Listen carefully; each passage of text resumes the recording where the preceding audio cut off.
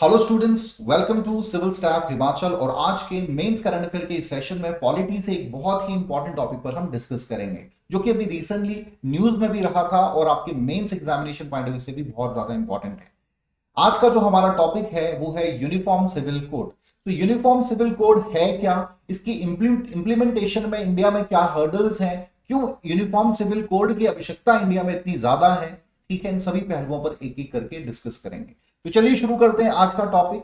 सबसे पहले जानते हैं what exactly the meaning of uniform civil code और कॉन्स्टिट्यूशनल स्टेटस क्या है, हमारे कॉन्स्टिट्यूशन में क्या प्रोविजन है इससे रिलेटेड।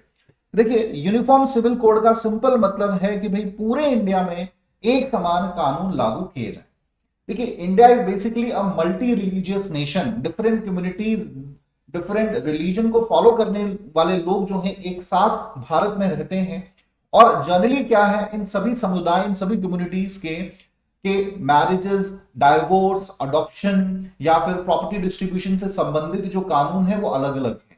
चाहे हम मुस्लिम पर्सनल लॉ शरीयत एप्लीकेशन एक्ट जो कि 1937 में एग्जिस्टेंस में आया था की बात करें, Indian Christian marriage act of 1872 की कंटेक्स्ट में बात कर सकते हैं, या the Hindu marriage act of 1955। सभी के कानून जो है अपनी व्यवस्थाओं को लेकर वो अलग अलग हैं।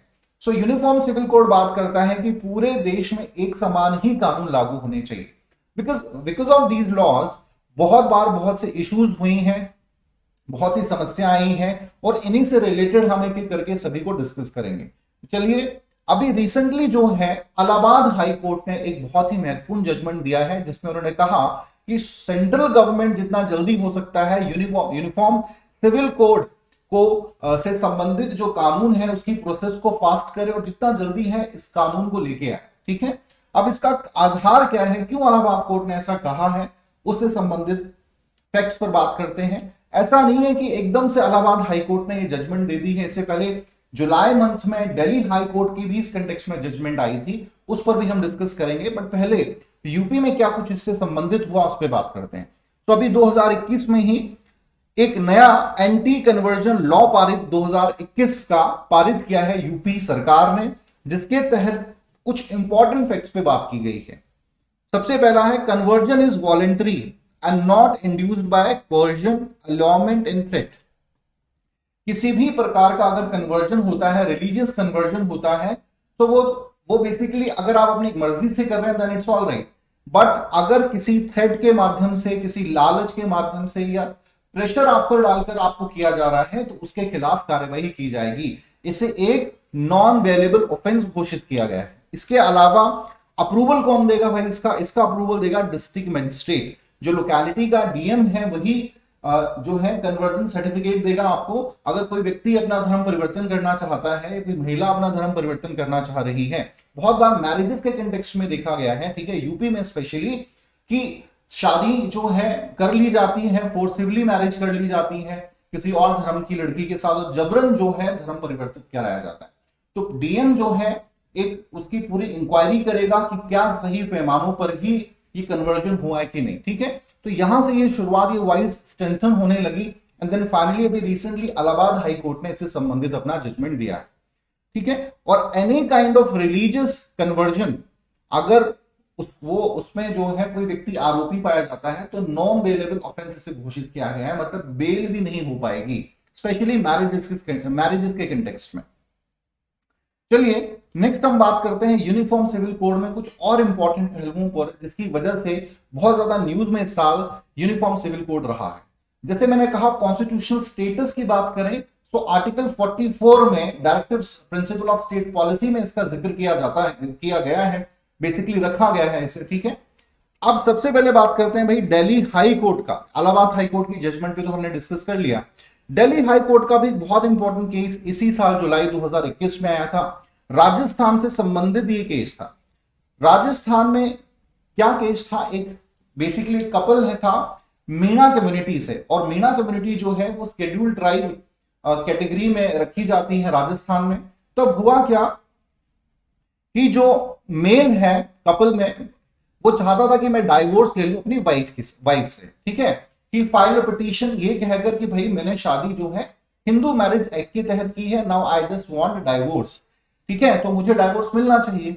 लेकिन क्या है, दूसरी तरफ क्योंकि मीणा कम्युनिटी से संबंध है और शेड्यूल ट्राइब के अलग से कानून है जिसमें तलाक की व्यवस्था ही नहीं की गई, ठीक है, डाइवोर्स का प्रोविजन ही नहीं है शेड्यूल ट्राइब में।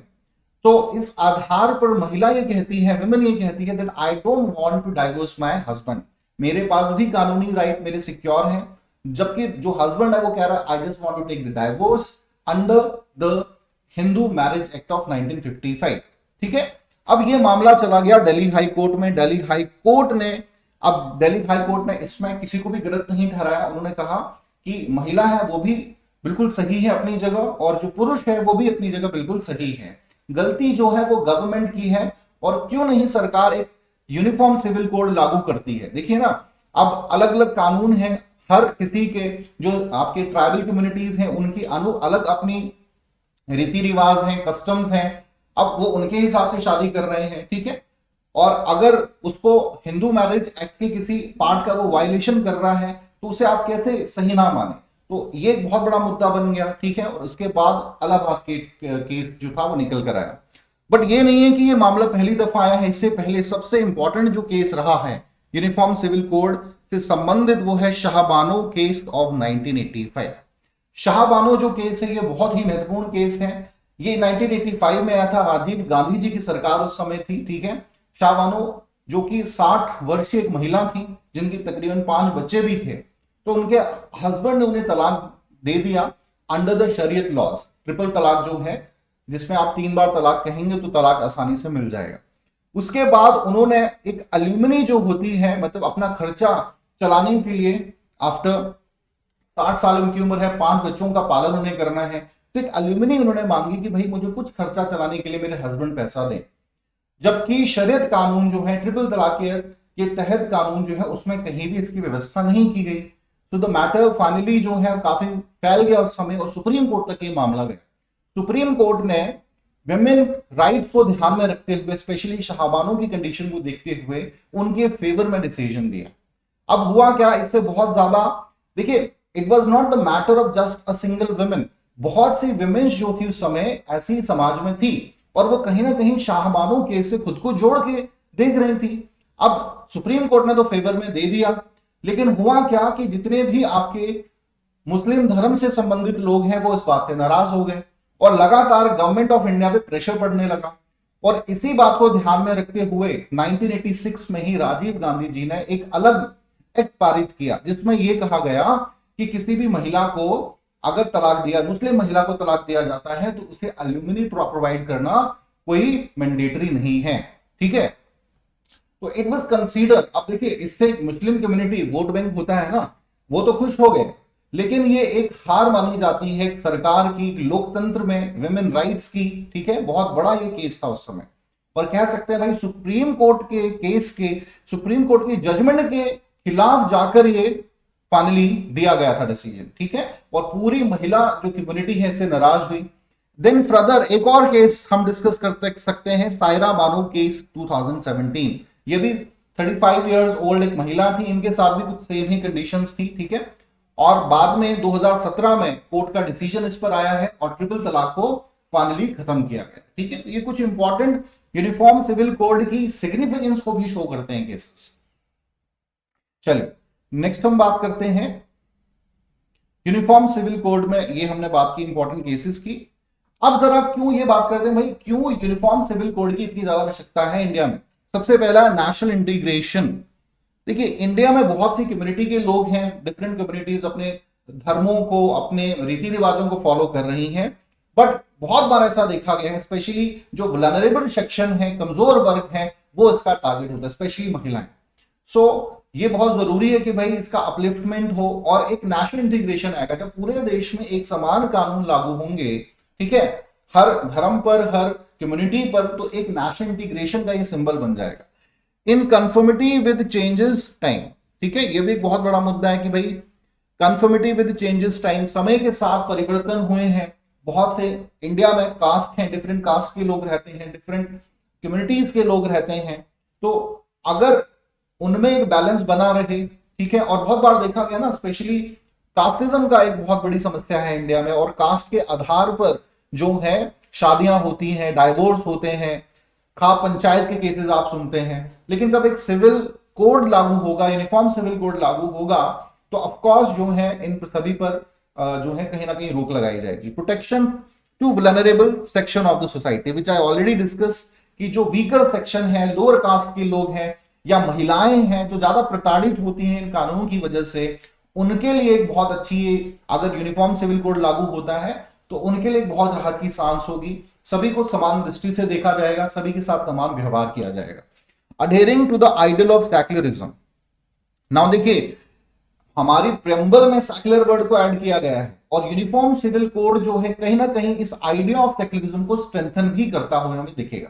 अगर यूनिफॉर्म सिविल कोड लागू होगा, ठीक है, तो चाहे जितने भी धर्मों के लोग रह रहे हैं उन पे एक समान कानून ही लागू होंगे, ठीक है, तो एक यूनिफॉर्मिटी बनेगी और सेक्युलरिज्म का जो आइडिया है वो और ज्यादा इंडिया में स्ट्रेंथन होगा। नेक्स्ट है simplification of the laws. Now because of these all laws, कि मुस्लिम्स के शरीयत के कानून अलग हैं, हिंदू मैरिज एक्ट अलग हैं, क्रिश्चियंस के अलग हैं, ठीक है, या अलग कम्युनिटीज जो हैं आपकी ट्राइबल कम्युनिटीज के अलग कानून हैं। अब इसकी वजह से बहुत ही कॉम्प्लेक्सिटी आ जाती है। जैसे दिल्ली हाई कोर्ट का मैं केस आपसे डिस्कस कर रहा था कि एक तरफ दोनों ही हिंदू हैं लेकिन ट्राइबल कम्युनिटीज के कानून में कुछ अलग व्यवस्था है, हिंदू मैरिज कानून के तहत अलग व्यवस्था है, तो कॉम्प्लेक्सिटी बहुत ज्यादा है। इस कॉम्प्लेक्सिटी को भी यूनिफॉर्म सिविल कोड कम करने में इंपॉर्टेंट रोल प्ले करेंगे, ठीक है। चले, नेक्स्ट है एसोसिएट चैलेंजेस क्या इससे हो सकते हैं। सबसे पहला है criminal politics. Uniform civil code जो है कहीं ना कहीं क्रिमिनल पॉलिटिक्स को भी बढ़ावा देगा, क्योंकि इससे क्या होगा, जब पूरे जनरली ये एलिगेशंस भी लगते हैं, क्योंकि पूरे भारतवर्ष में ज्यादा जो कम्युनिटी के लोग हैं, में जो मेजॉरिटी में वो हिंदू रिलीजन के लोग हैं, और अगर सिविल यूनिफॉर्म कोड अगर लागू किया जाता है तो क्या वो सिर्फ मेजॉरिटी कम्युनिटी के राइट्स को ध्यान में रख के बनाया जाएगा, ठीक है, या जो छोटी कम्युनिटीज हैं या जो रिलीजियस माइनॉरिटीज हैं, क्या उनके रीति रिवाज, उनके कस्टम्स मायने नहीं रखते हैं। तो ये थोड़ा सा क्रिमिनल पॉलिटिक्स को बढ़ावा देगा अगर यूनिफॉर्म सिविल कोड को लागू किया जाता है, ठीक है। नेक्स्ट है कॉन्स्टिट्यूशनल हर्डल्स भी हैं भाई। अब एक तरफ अंडर आर्टिकल 25 टू 28 रिलीजियस, आपको राइट टू रिलीजियस फ्रीडम का अधिकार है, जिसमें ये आपको अधिकार है कि आप किसी भी धर्म को, किसी भी रीति रिवाज को अपने धर्म के अनुसार फॉलो कर सकते हैं, मान सकते हैं। तो अगर यूनिफॉर्म सिविल कोड को लागू किया जाएगा तो एक कॉन्ट्रास्ट हमें यहां पे दिख रहा है। सो ये एक समस्या हो सकती है, ठीक है। चलिए, सो अब वे फॉरवर्ड क्या हो सकता है उसकी तरफ बढ़ते हैं। सबसे पहला है कि भाई ऐसे समाज में सबसे पहले आपको सोसाइटी को अंडरस्टैंड करना है। कानून व्यवस्था कोई भी तभी बनती है जैसा समाज होगा उसी के अकॉर्डिंग लॉज बनेंगे।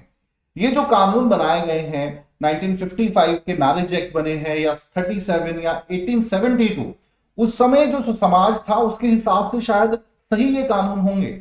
नाउ द टाइम इज, आज 21वीं सदी शुरू हो चुकी है, मॉडर्न कम्युनिटी के जो लोग हैं, किसी भी धर्म के हैं, उनकी विचारधारा में कहीं ना कहीं परिवर्तन है और वो म्यूचुअल ट्रस्ट और इक्वल ट्रीटमेंट की डिमांड ज्यादा करते हैं।